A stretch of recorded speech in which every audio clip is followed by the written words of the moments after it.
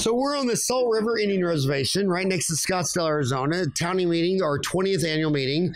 And I thought this would be so timely.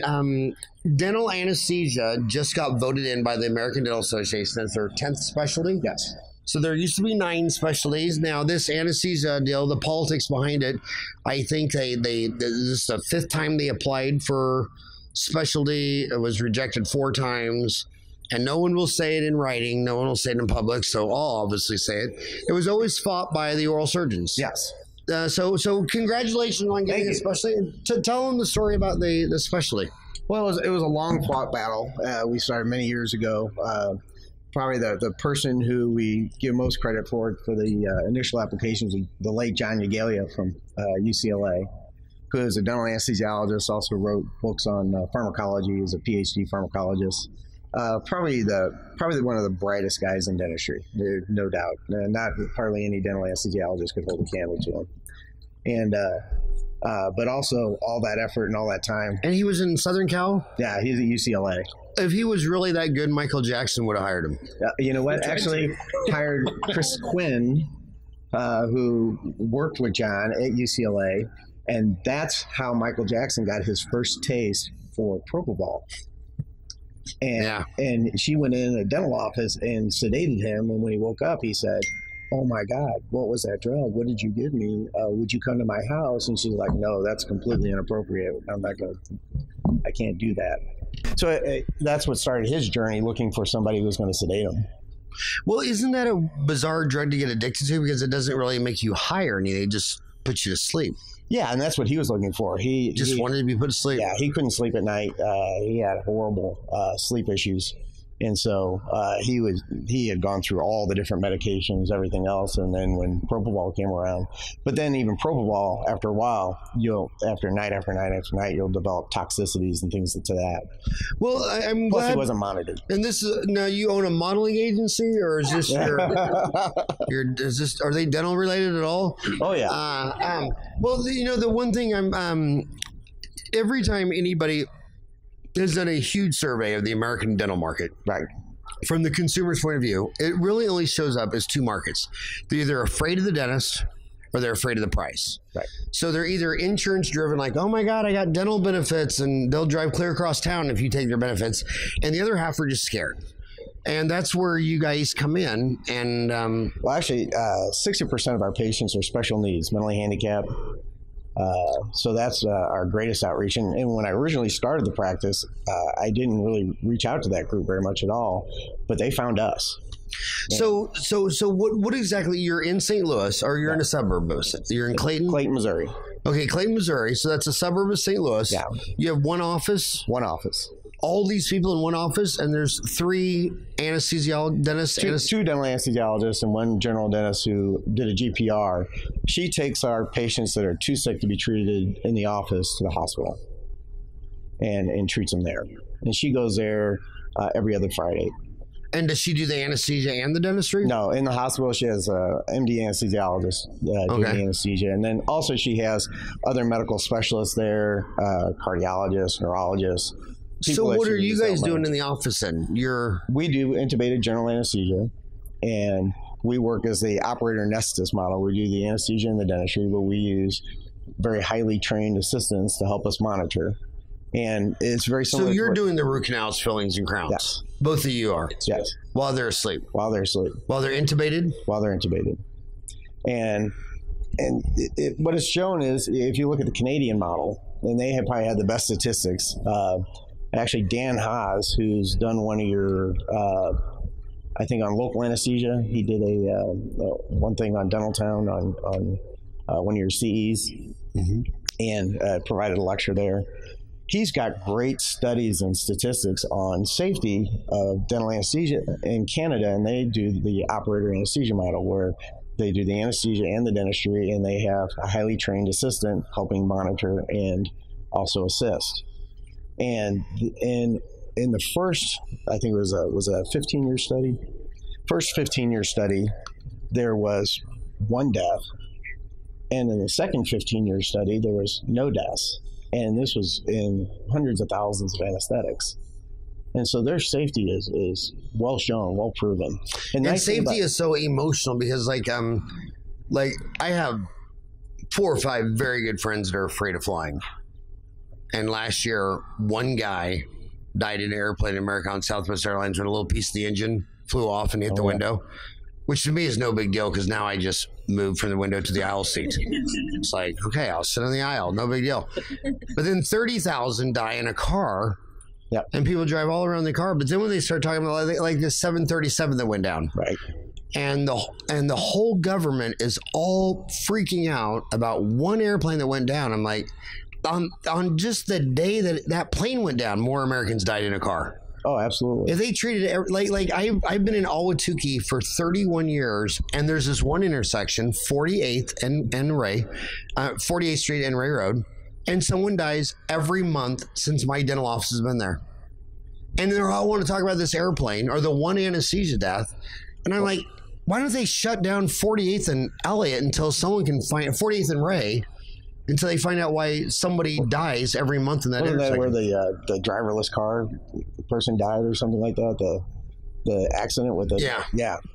And the day the driverless car killed someone, I think 11 people were killed by a human driving a car, and that didn't even make the news. So risk is very emotional. So 70% of your practice is special needs. 60%. 60. And define special needs.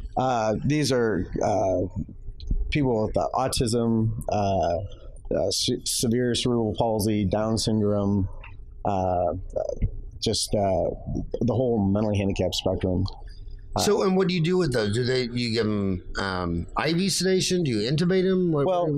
Most of our anesthesia is done what they call TIVA, total intravenous anesthesia, and we'll maybe give them an injection, maybe midazolam, ketamine to get them to go to sleep initially, and then start an IV on them after that. And we may also use sevoflurane, a gas, to put them to sleep, and then after that, then we'll intubate them, get them all squared away, and then we go about our dental business.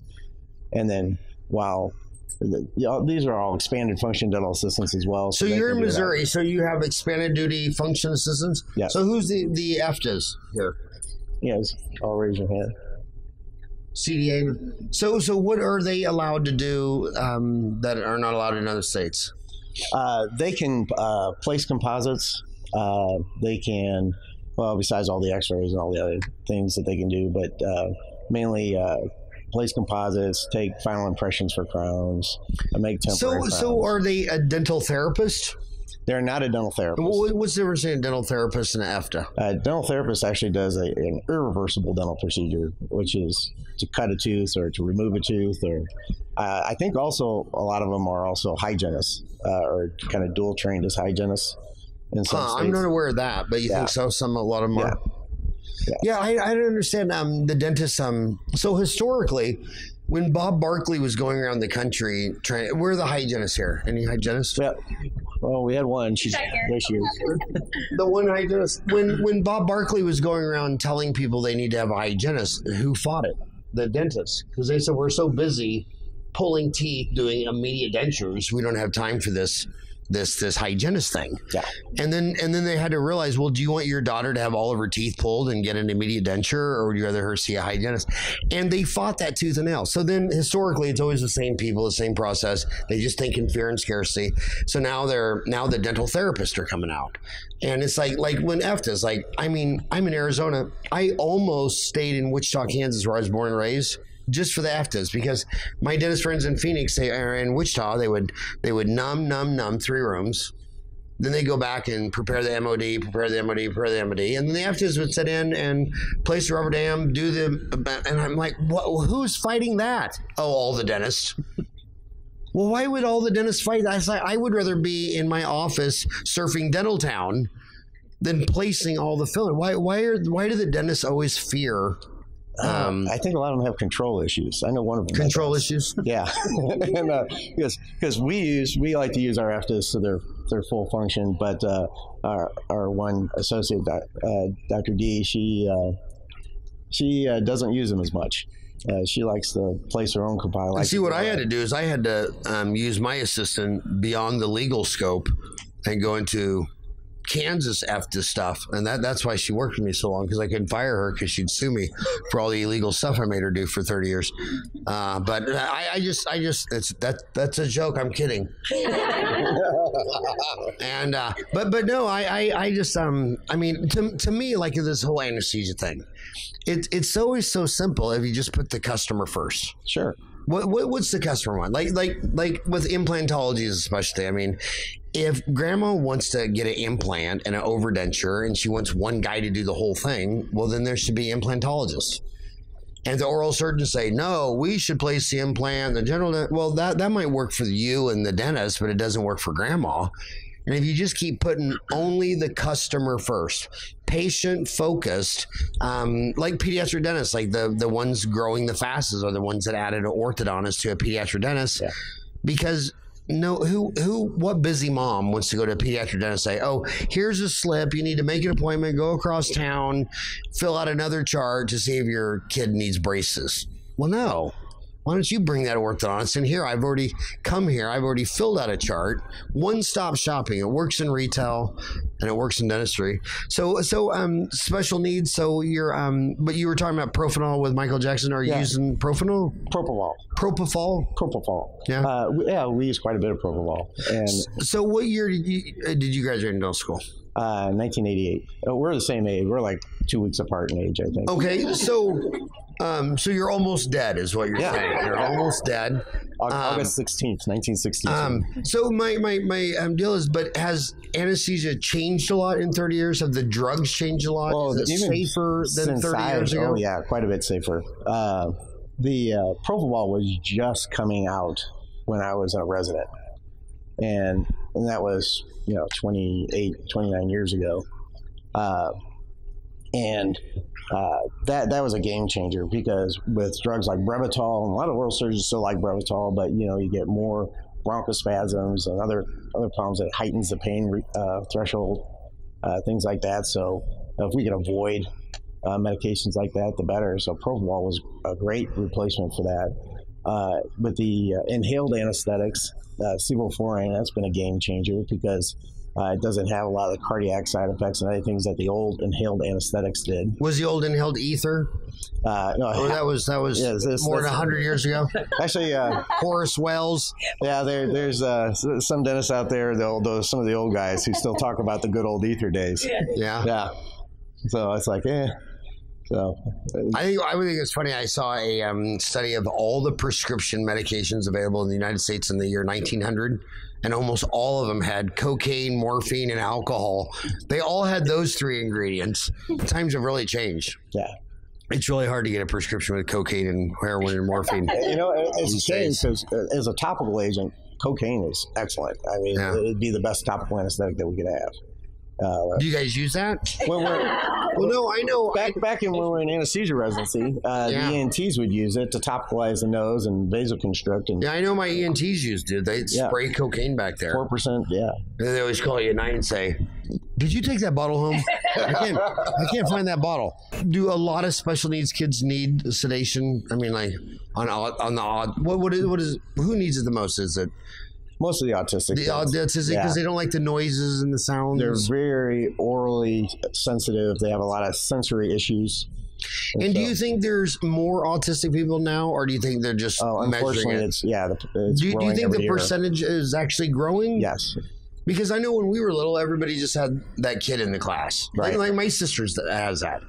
So back then it was just, okay, you have that kid in the class, but you think it's actually increasing? Yeah, the more kids have it today. And originally, I thought it was maybe just because they were more aware of it and they were diagnosing it more and things like that. But I have a good friend that's head of the St. Louis Children's Hospital, head of pediatric psychiatry, and he said, no, it's growing, and it's growing at a significantly accelerated rate each year.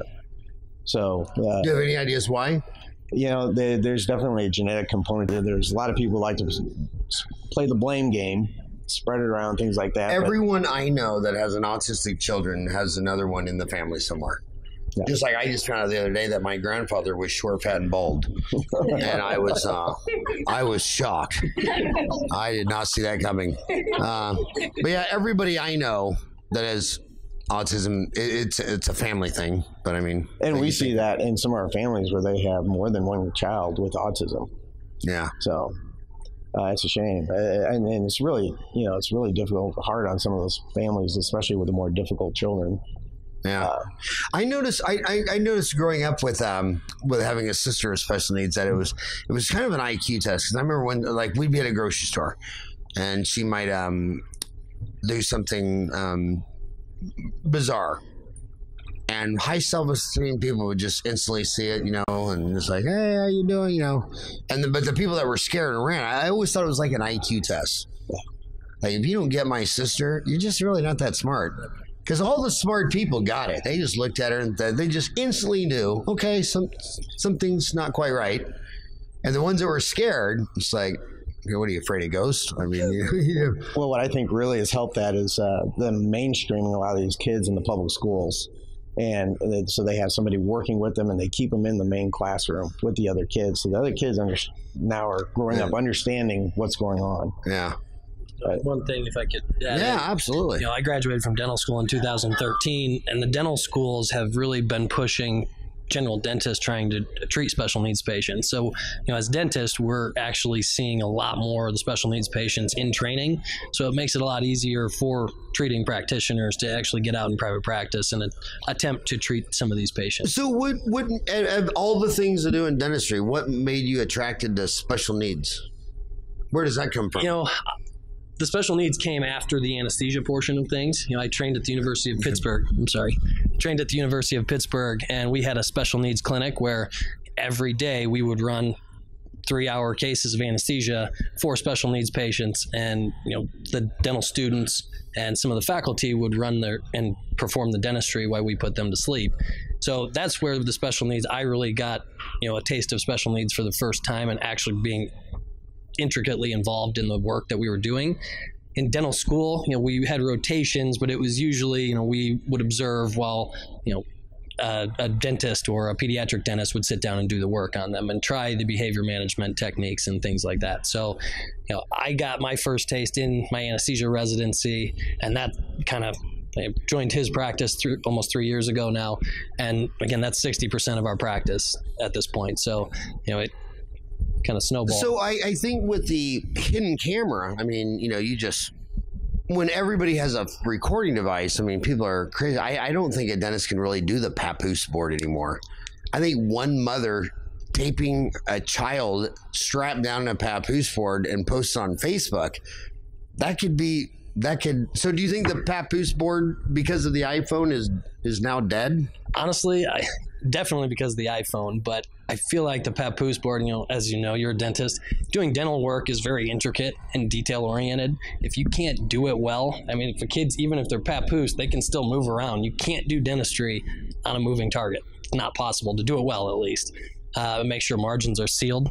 So, that's one of the things that I think as practitioners, I think that's one of the things, in pediatrics, you get the job done, the teeth unfortunately fall out in a couple years anyways, so it really doesn't matter if they were papoosed.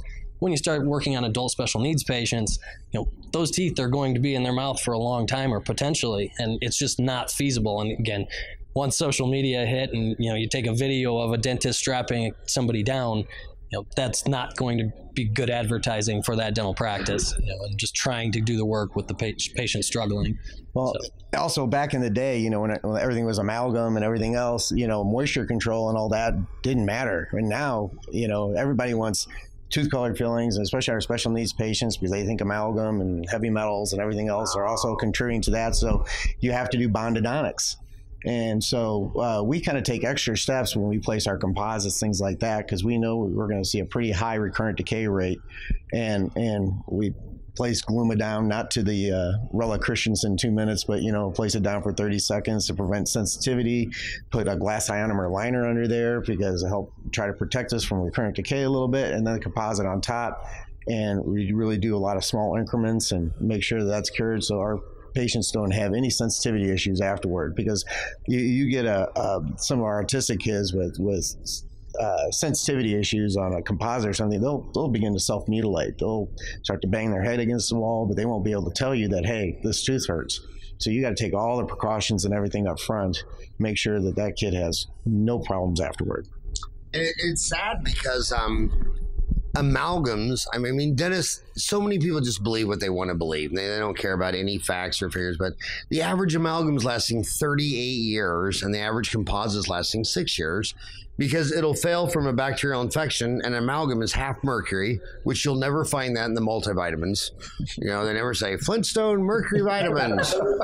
And then silver diamine fluoride, hygienist use stannous fluoride, it's 10. I mean, everything in amalgam kills bugs.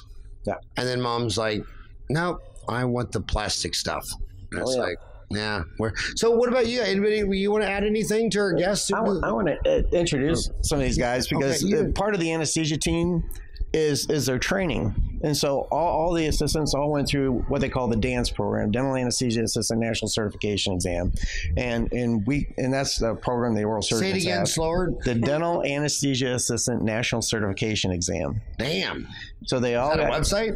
Yeah, actually, they have a website. Okay. It's on the AMOS website. So it's a program that AMOS has. On the AMOS website. Yeah. Tell them what the AMOS website is. It's American Association of Oral Maxillofacial Surgeons. And it's a program that they have to help train your assistants and become better anesthesia assistants. Wow. And they let non-oral surgeons offices use that? Yeah. You have to have an anesthesia. Well, we always, the oral surgeons surprise me on this one because usually the ones that think in fear and scarcity are the orthodontists. Right. I mean, even on Dental Town, they have to have their own separate website. But most of the oral surgeons, like if you're in dental school and you say, can I watch you pull a wisdom? They're sure. You ask an endodontist, can I watch you do a molar? Sure. Everyone will help that dental student except the orthodontist. Right. Oh, well, can I watch you do ortho? No. It's like, what?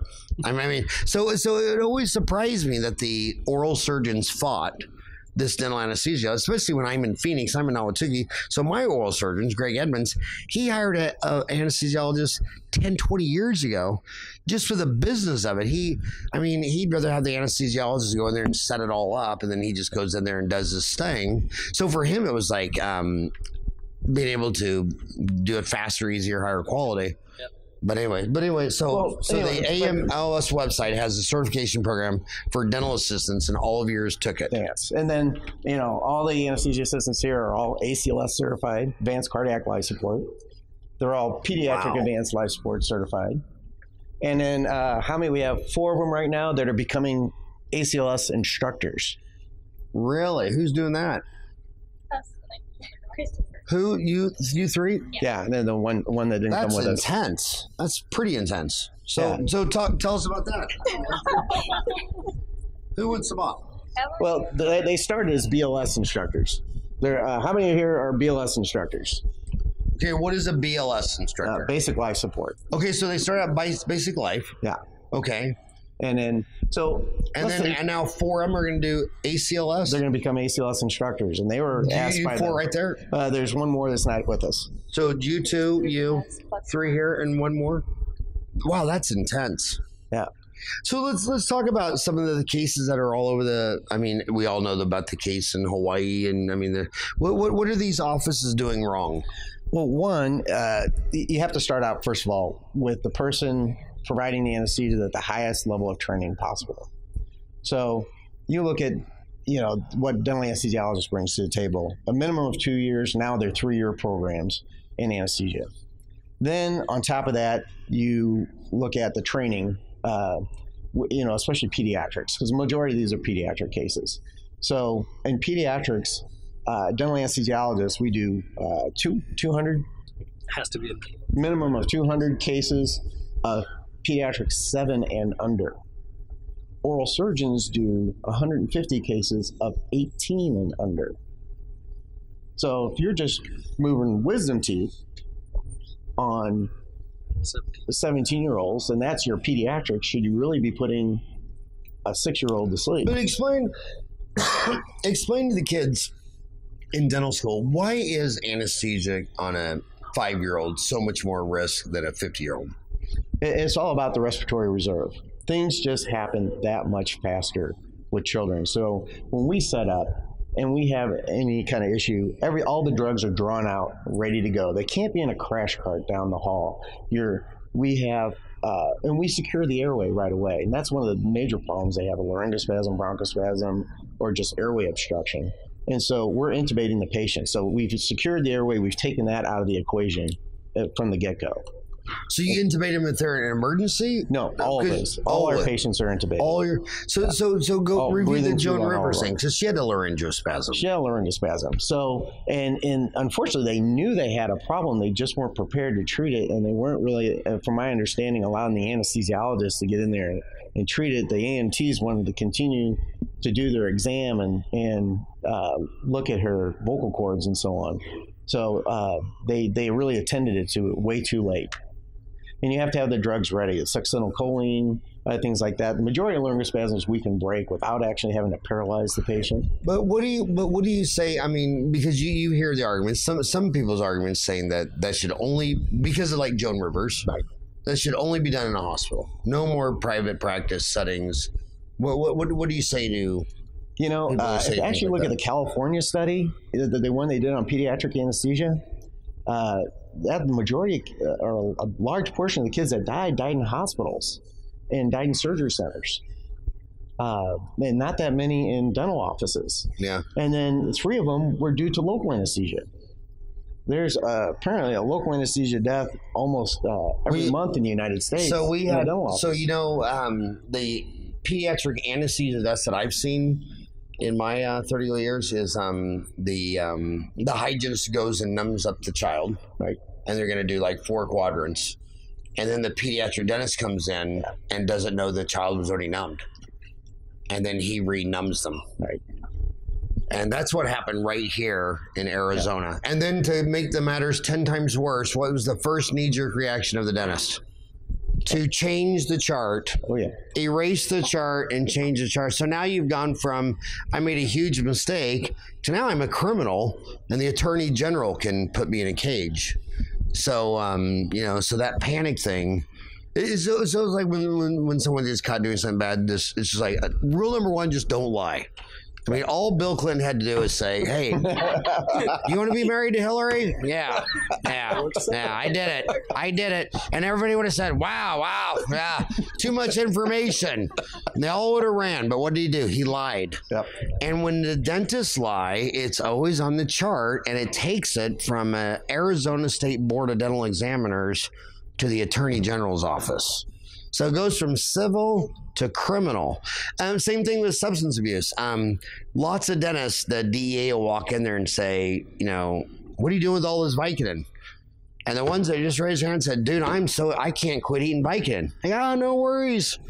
And they put them in a program, they pee in a cup, they go to inpatient, outpatient, and they get them off, and it's all good. The dentist says, oh, well, no, I'm dispensing these to my patients. And then they've made all these journal entries and start lying to the DEA. And then it ends up you get sober because you're in prison for years. And so rule number 1 is just don't make it worse by lying. You know, when you screw up, and just be honest with it. Always admit your problems. So, yeah, but I'm lucky because I've never had a problem, and it's been 56 years problem-free, and imagine that. So now that dental anesthesia is a specialty, how will that change anything? What's different now that that's a recognized specialty? You know, we already had some things in place, like Centers for Medicare and Medicaid. They already recognize us as a specialty. So the federal government already, you know, because the ADA is a boys' club. You know, it's a membership organization, right?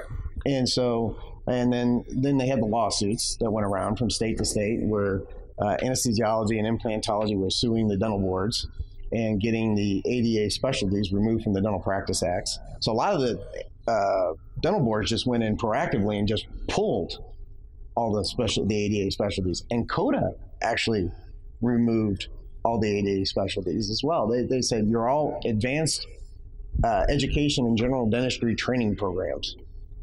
So we have no specialists right now as far as CODA is concerned. And what is CODA?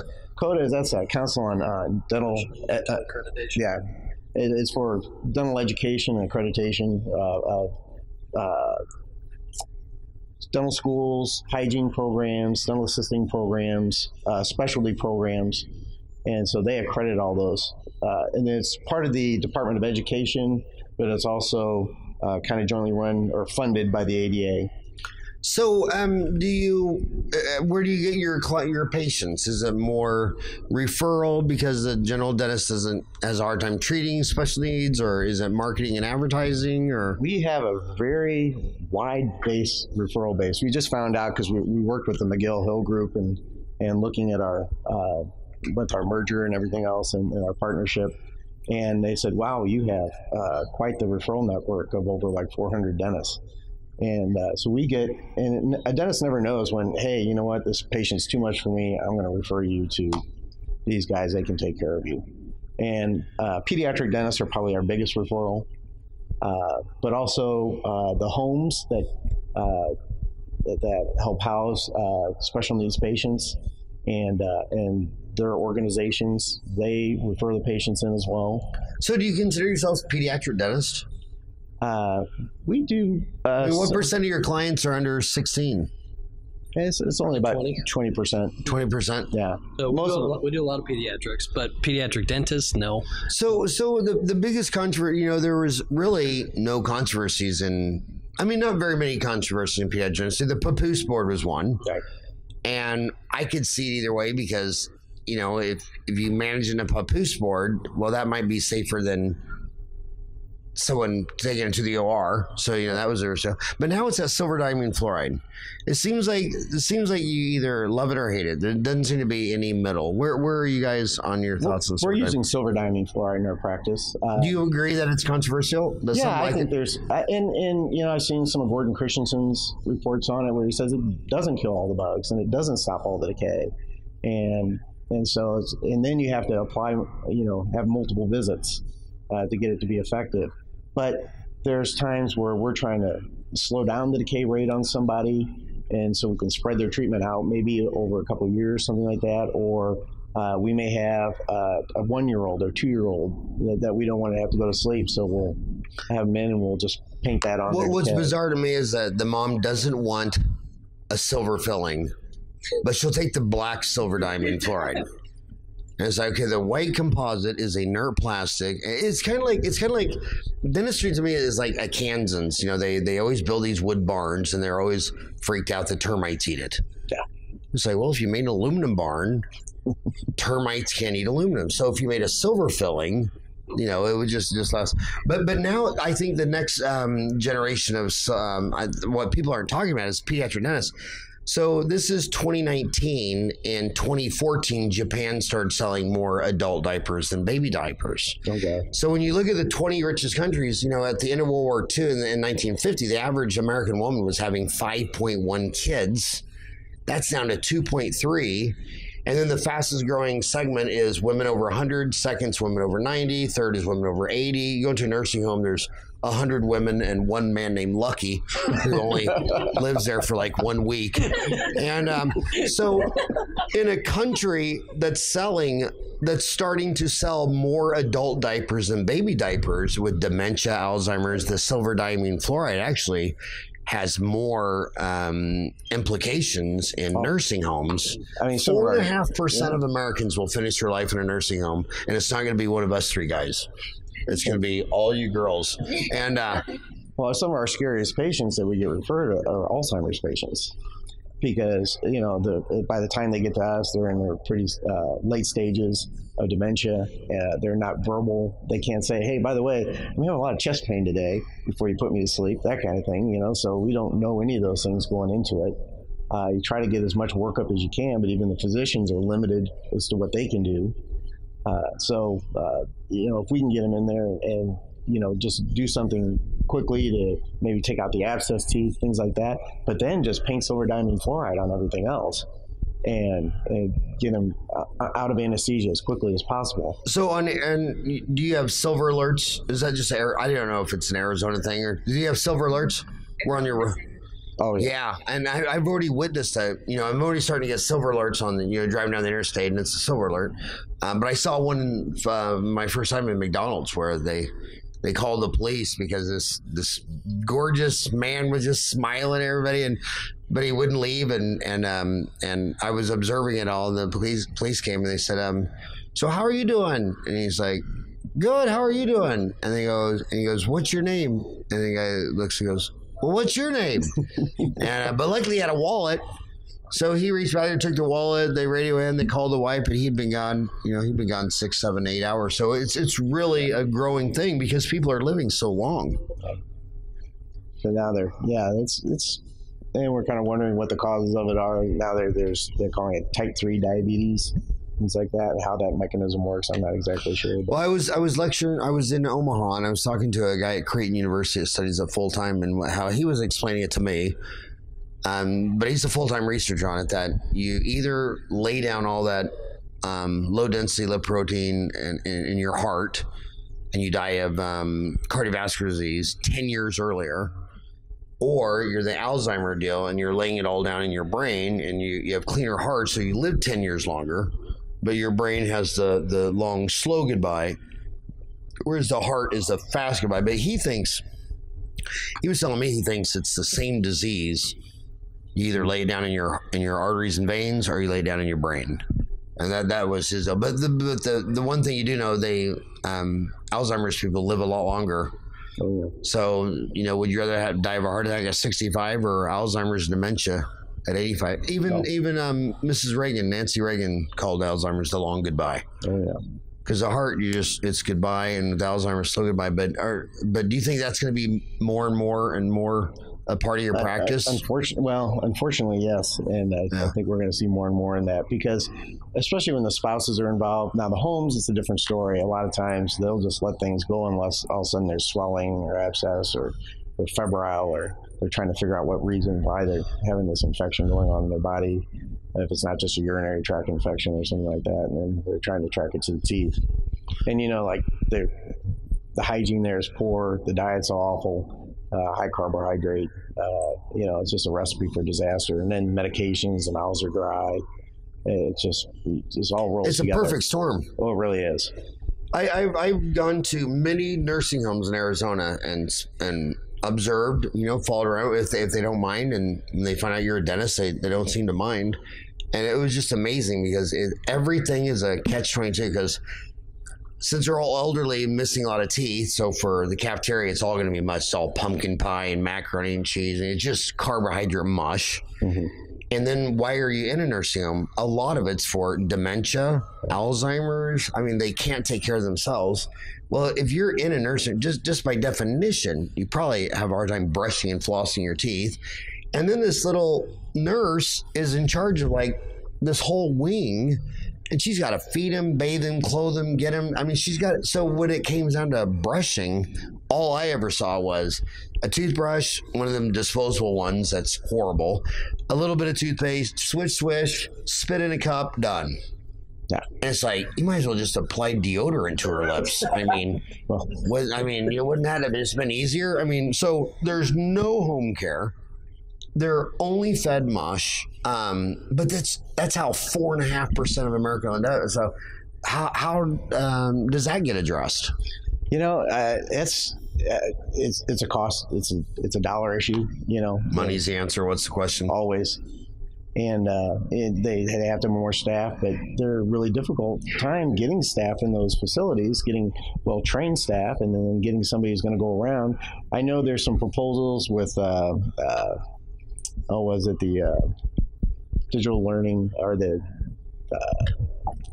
where the hygienist can go in there and take x-rays and have a camera and do an exam and do all teledentistry. Yeah, and so maybe something like that will help. But again, it's always a dollar issue. How are they going to get compensated for it? You just can't go in there and do it for free. Unfortunately, my dad's in a nursing home. Now, how old's your dad? 91. 91. That's amazing. Yeah, but he's had 3 strokes, and so if we didn't go in there and brush his teeth and floss and do all that other stuff, it wouldn't get done. Yeah. Well, it's weird because who lives the longest in America? Single women. Yeah. Who lives the shortest? Bachelor men. And when bachelor men marry women, women's life expectancy goes down, men goes up. My 2 older sisters are Catholic nuns, and one of the nunneries in Lake Elmo, Minneapolis, is the average nun lived to be 95. Yeah. And women, when men marry women, we suck the life out of them. And so as actually the answer to nursing home, all nursing home problems, just be born a man and you'll die before you get there. So you don't have to. My best friend. But your dad made it, but your dad lived to be 91, so you got some really good genes. Yeah, well, we'll see. My best friend's dad just died. And, the night before they went out to a steakhouse, had steak, creme brulee, 2 glasses of wine, went home, never woke up. I was like, I'll take that one. Yeah. Yeah, if you can pick, that's the way I want. Yeah, I know when Alzheimer's. I want to be reaching in my refrigerator for a big chunk of cheese and a beer, and then just hit the floor dead. That's the way to go.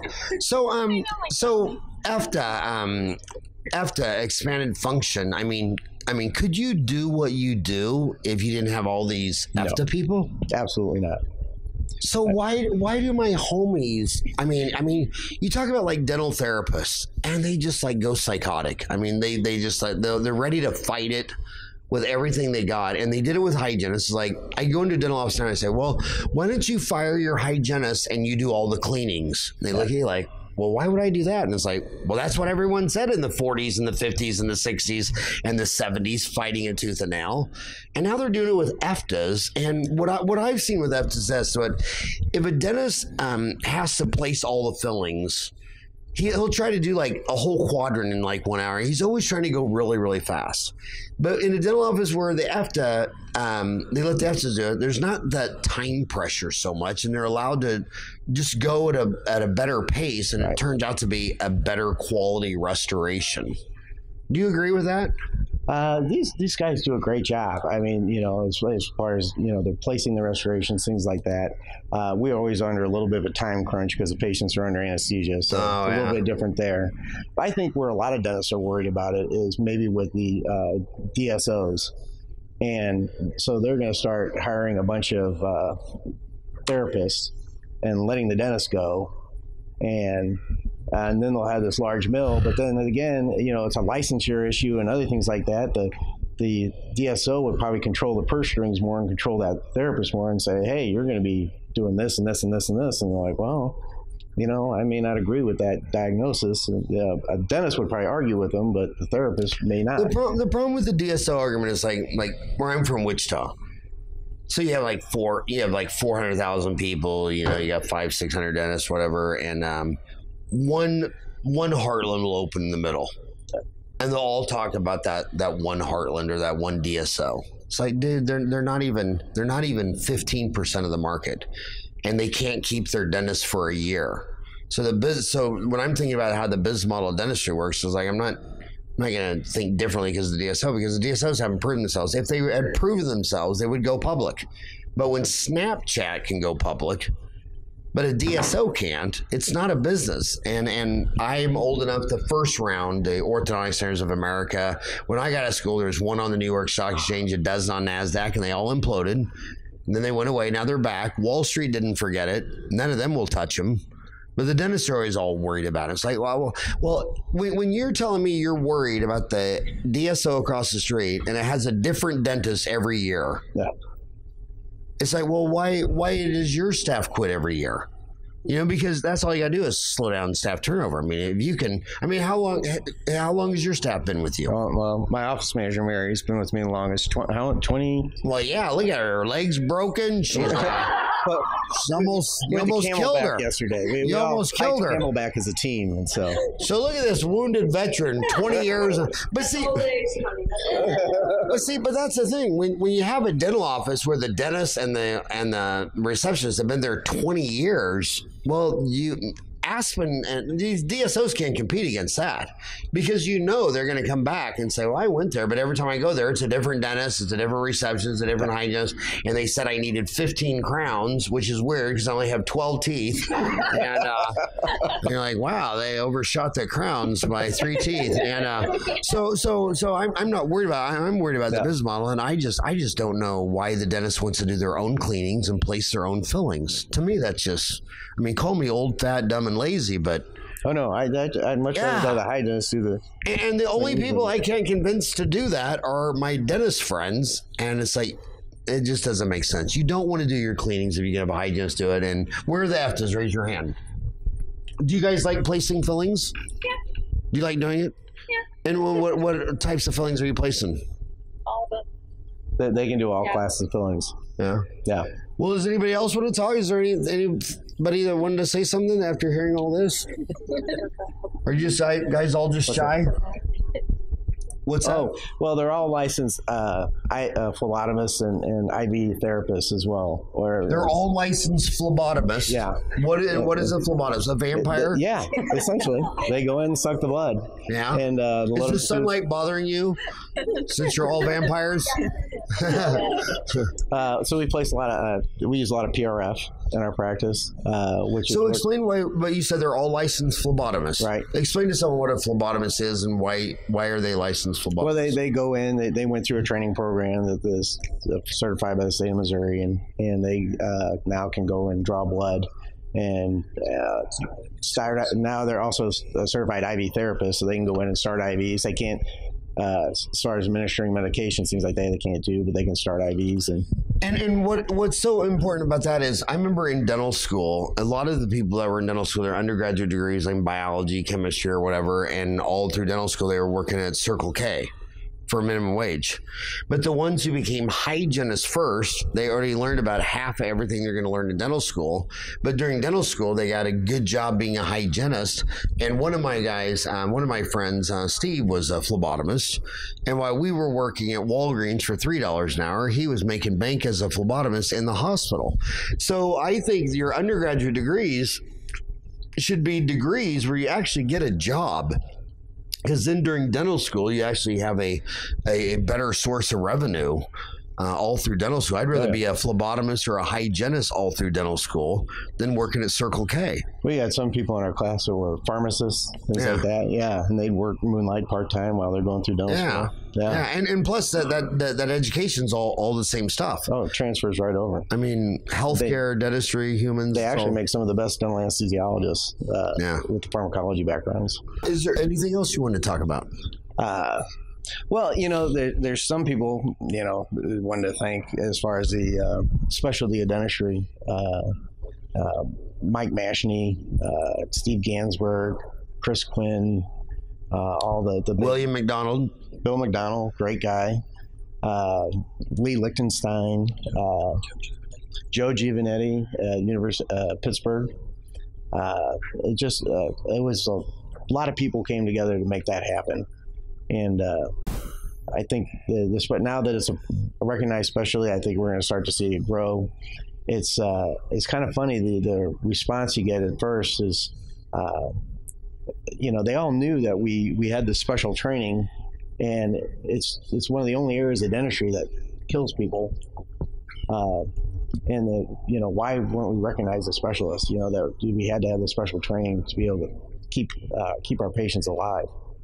And so I think without these people, the specialty would never happen. So. Well, Adam Smith was the first economist. He wrote the Wealth of Nations. It's kind of a weird history.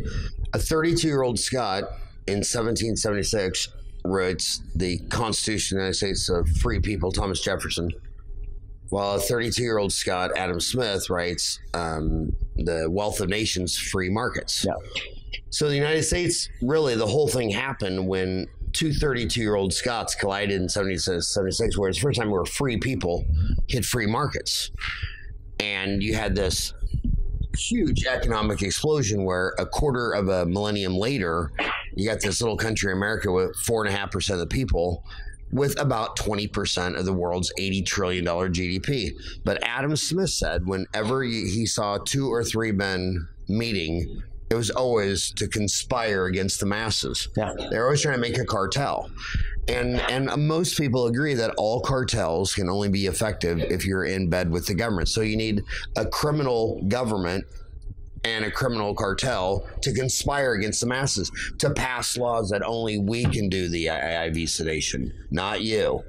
So when you look at all these regulations, all the regulations are really not to help the people. almost all regulations are to help the cartel. Like I can go to Mexico and go buy penicillin at any pharmacy, but in America, I have to go through a toll booth.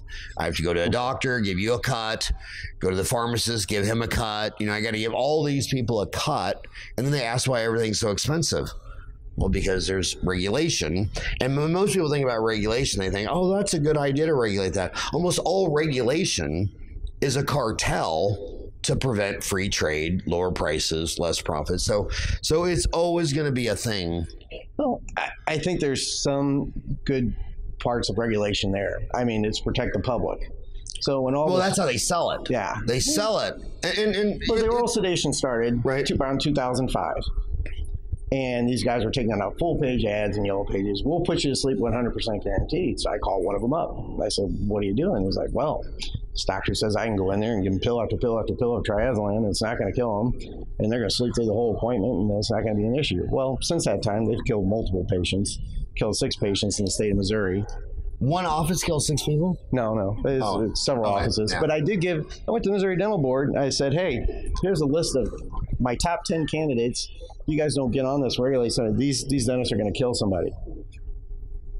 Now it's a top 6 list. 4 of them succeeded. I would hate to be an attorney. 4 of them killed? Yeah. It was predictable.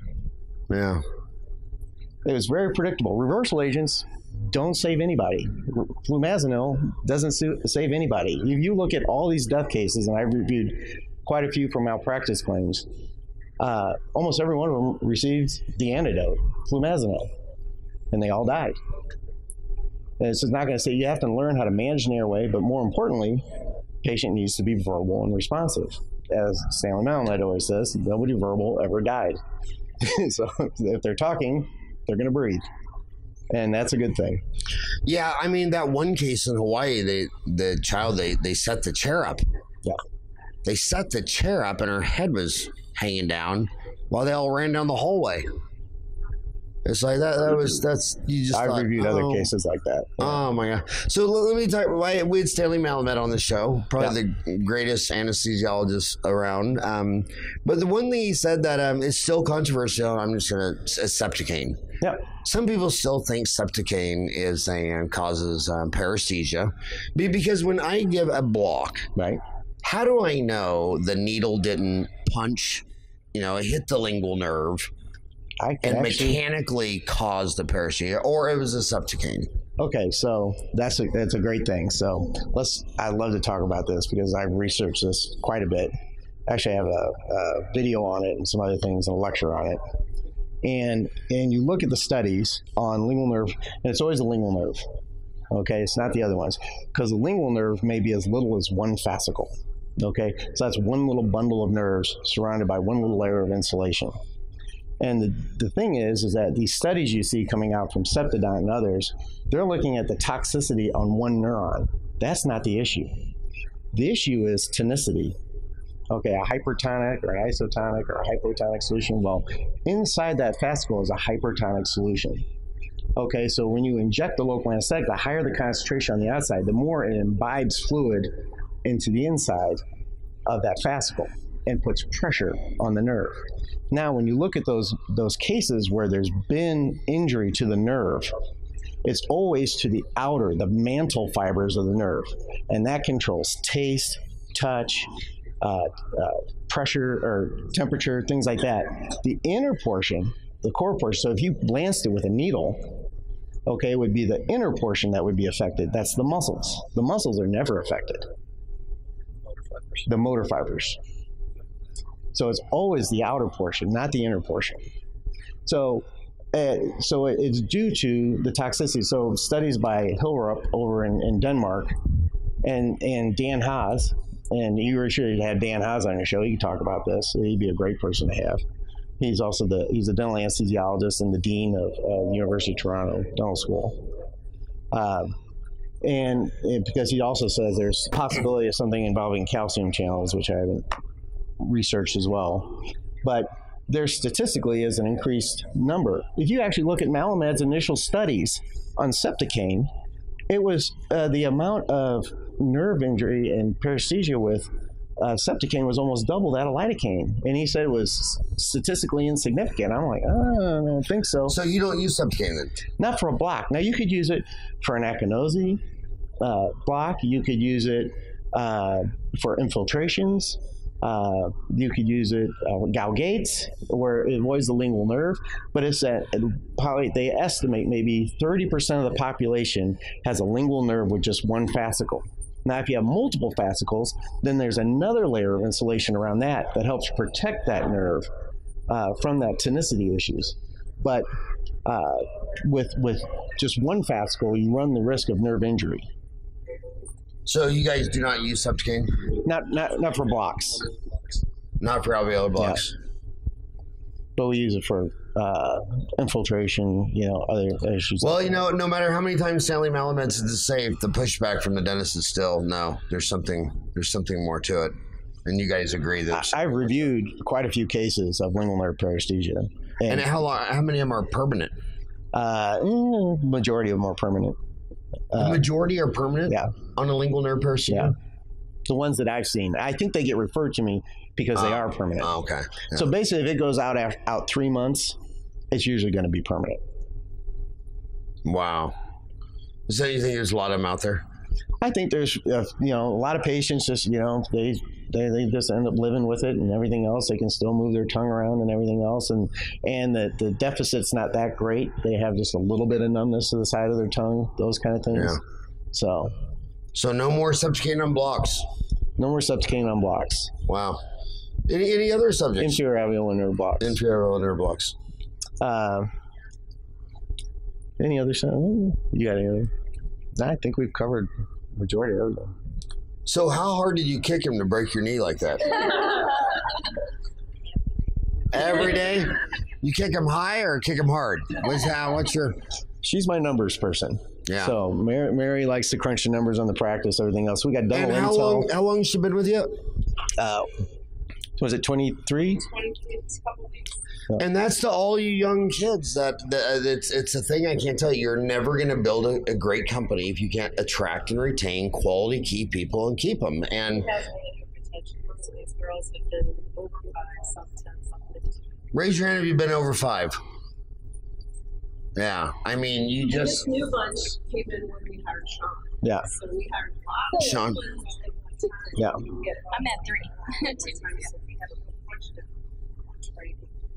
And the dentists, they always want to learn about the Septicane and the lidocaine, and they always want to learn all that stuff. That's why I love you guys. I mean, I love the fact that you love your art of dentistry. But if you can't figure out HR, you're never going to go anywhere. You're going to be miserable. When you have, I mean, I'm to the point where if my assistant's going to call in sick, she has to call me first so I can call in sick, and then she can call in sick because, I mean, when you work with an assistant for 15, 20, 30 years, you certainly don't want to work with a temp. I mean, when I hear, oh, we're going to get you a temp, how about I wreck the car on the way to work and claim it was a DUI so I can get arrested and not, you know what I mean? Oh, I know exactly. So you got to figure it. So we have to staff heavy a little bit just in case because, a lot of these guys are, there's a lot of frogs here in the crowd. So. And yeah, and imagine how hard it'd be for you to have a temp in this. Oh, you can't have a temp. Well, we'd have to cancel the case. Yeah. So give them some HR temps because if you figure out HR and you're a lousy dentist, you'll probably be happy and live happily ever after. But if you're the best dentist in the world and you can't figure out HR, you can't attract and retain, and all you do is have staff turnover, you'll be miserable. Well, my Here, hold the mic. He treats us like family. I think the key to that is he gives opportunity to his team members, and that in itself provides opportunity back for not just the team and the doctors, but for our patients too. Because our practice really excels, I feel, in patient care. And you said earlier, if these guys could just remember that it's all about patient focus, that's just really how it started in our practice. That's what got the wheels going, because he was safety first. Yeah. Actually, I had you I had you in town for a lecture. I was with the Greater St. Louis Dental Society. I was our council on scientific sessions, and it was around 2008, I think. I had you in for a lecture, and I picked you up from the hotel and taking you over to the Missouri Athletic Club, and he was like, "What do you do? What is this? And I was like, "How booked out are you?" And I said, "Over 3 months." And you said, "You don't charge enough." And I was like, "Well, when 60% of my patients are special needs, mentally handicapped, it doesn't look good to gouge the mentally handicapped." I was like, and that's what I always believe is like, treat your patients like you'd want to be treated, and that's the way we go, But and it's served us well. It's grown the practice. All the staff members are supportive and behind it because they know we're open and honest with our patients. And that goes a long way. So. And like I'm reading Stephen Covey's book right now, The Speed of Trust, and so they're talking about trust in organizations and everything else. Passed away. Yeah. And but it's a great book. I recommend that to a lot of people. So. Yeah, he fell off his mountain bike. He fell off his mountain bike, hit his head, and died. Right? I think that's Yeah, the 7 Habits of Highly Effective People. Yeah, that was Covey book. Yeah, well. That's trust, one of your favorites. Yeah. Trust is everything, and it's tough because we're in a very special business. Because I know if I go to Hobby Lobby, I can figure out what this is. When I go to a Verizon store, I know what an iPhone is. But when you tell me I have 4 cavities, I mean, I don't know. I have no idea. It's like when my engine light comes on. I grew up with 5 sisters. I played Barbie dolls till I was 12. So I've never changed. I don't know what a spark plug is. I've never changed my oil. I've never done anything like that. I can cook really well, and I can change Barbie's outfits really well. But so when the engine light comes on, it's just a matter of trust. So as you're talking, I always loved the Peanuts, because whenever the adults talked, what it was always wah wah wah wah wah wah. So when a dentist is telling you have 4 cavities and need a root canal and have gum disease, just wah wah wah wah wah wah, because I don't know. So I always go to Gerlich. I've been going to the same guy for 20 years because I trust him. Your auto guy. Yeah, and you're going, and you have people coming to you because they have to trust you. So how do you convey trust? So, one, we educate the patients. So a lot of intraoral cameras, a lot of pictures. We have big screen TVs in all our operatories. We blow up the x-rays with them, go with them what their decay issues are, what their pictures are, what's shown on there. And then they're referred to our practice. So a referral right there adds to the trust level, I think, quite a bit from the get-go. They're getting referred from their other dentist or referred from a friend. So what's the opposite of that? When I'm seeing people come in, it's always, well, I went to this DSO and it was a different doctor every time. So I hear the turnover thing a lot. And then they'll come into you and say, well, I've been cleaning my teeth. Your hygienist's been cleaning my teeth for 12 years. So I think a lot of the trust, you're saying a lot of it's visual showing. Yes. But I think a lot of it is to reduce employee turnover. How can I make a relationship with you if every time I come in there, it's a different you? Yeah. One thing I want to mention as far as trust goes is, we can, as dentists, we can always fix the problems that they come in with. It's talking to the patient and making sure that they understand what's going to prevent that in the future, and spending that just little extra time with them, going over their diet, going over hygiene, things like that. And that, I think, really sets the standard from that first visit, that, and they enjoy that extra time and really learning about what their problem is.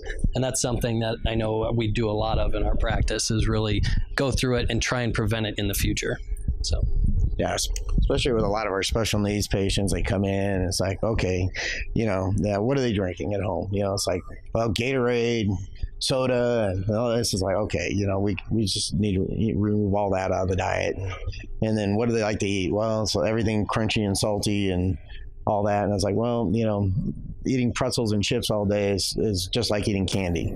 The bugs in your mouth, take it and turn it right into acid and go to work on your teeth. So you got to work on changing your diet, changing your lifestyle, things like that, if you want to not see me in the future. So it's one of those things. It's like, only brush the teeth that you want to keep, that kind of thing. So yeah, and they're not going to change it, because the bottom line with obesity and decay and all these things like that, it's that in 1950 it took 30% of your paycheck to feed the family. Because of our success in economics, now it only takes 10%. I mean, when I was a little kid, you guys are too young to remember. When I was a little kid, only well-to-do families could go to McDonald's, and they'd go there like on a special holiday, like a kid's birthday or something. But your generation, you can afford to go there every day on the way to work. So food is so cheap. We were so successful in free enterprise that food is so cheap and it tastes so good, and it's on every corner in America. They sell salt and sugar and Pepsi and cheeseburgers. And so, I mean, the only way you could actually make it go away would be a 200% tax on all food like it was in the 50s. Because if you pulled up to them and that thirst buster, instead of a $1.40 was like $5, you would drink less. But that's not going to happen. You know that's not going to happen, so it's not going to go away. Yeah, if we want to fund healthcare in this country, we could do a twofold thing. One, tax sugar, and you'll see a drop in the utilization of sugar, right. And you'll see an improvement of health. Right, and in all democracies, what happens if you say, I'm going to tax you more? Oh, yeah. You don't get elected. Right. So if you say, I'm going to tax you, you're dead on arrival. And if you say, I'm going to give you free stuff, you'll win. So that's why you see obesity and decay spreading all the world. In fact, the fastest growing places of obesity right now are in the Middle East, because the Middle East got all that oil money. And now what do? They started building thousands of Burger Kings and Dairy Queens and McDonald's and all that stuff. And you go to Saudi Arabia, UAE, Kuwait. I mean, their obesity rates have now passed the United States of America. And then I was in 4 or 5 countries in Africa last year. Africa has 1 billion people, and they're so excited. They just found out what Subway and Coke and Pepsi and McDonald's, and they're so excited. So now you're gonna have 1 billion Africans have to go through this same whole process of, oh yeah, it tastes good, but we know what's going to happen. You're going to gain some weight and have 12 cavities. It's the famous Western diet is what's really killing the world. I'm like about 8 years ago, I started the paleo diet. My wife and I, just as a way of trying to lose weight and do all other things. And then along the way, after 1 month of doing this, we did what they call Whole30, really clean eating. And I was like, for I don't know how many years of my life I had asthma and acid reflux. It all went away. So I went back to eating little grains and everything else, and it all came back. And I'm like, I'm never going back. I don't want to take medications. You know, I'd rather be medication free and live healthier. And since that time, when my allergist can't believe it, that my lung function, as you age, your lung function should decrease. And my lung function is increased. So it's going the opposite way. She still blows them away. And then we go to see this one physician every year and does this whole big workup on my wife and I and everything else. And he looks at inflammatory markers, myeloperoxidase levels, things like that, which for the standard U.S. population is around 400. And if you get around 485 or something like that, they get worried about your increased risk for heart attack, stroke. And my wife this last time was down around 100. Mine's around 200. And he's never seen levels that low. So I think it was Thomas Edison said, when we can fix ourselves by just changing our diet, then we'll have a healthcare system.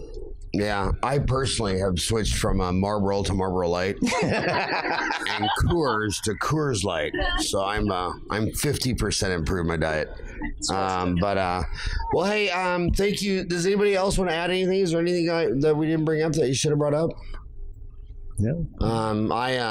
You guys are really pioneers. I've known you for a long time. Congratulations on Anesthesia getting on a service. It's so neat that you were able to build a practice around special needs.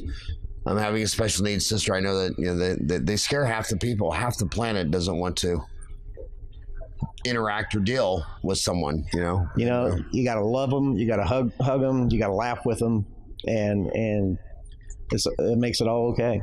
Yeah. Do you guys is it really challenging, or do you love it? It's challenging. Yeah. It's challenging.